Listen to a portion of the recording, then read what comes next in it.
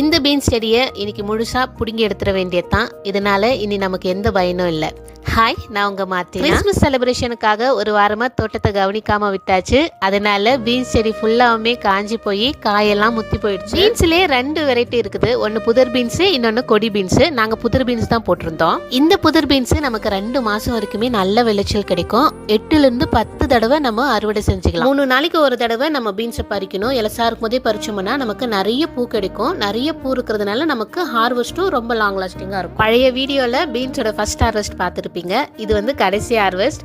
டோட்டலா 6 தடவை பீன்ஸை பறிச்சிருக்கிறோம். நல்ல காய் கிடைச்சது. என்ன ஒன்று, ஒரு வாரமா கவனிக்காம விட்டதுனால அந்த இலையில இருக்கிற சத்தெல்லாம் காய்க்கு மாறி காய் நல்லா முத்தி போயிடுச்சு. ஸோ எப்பவுமே காய்கறிகளை கரெக்டான நேரத்தில் அறுவடை செஞ்சோம்னா இலையில இருக்கிற சத்து பூவுக்கு போய் நமக்கு நிறைய விளைச்சல் கிடைக்கும். இப்போ இந்த மண்ணில் நாங்கள் கீரை விதைக்கலாம்னு நினைக்கிறோம். நீங்க என்ன சொல்றீங்க?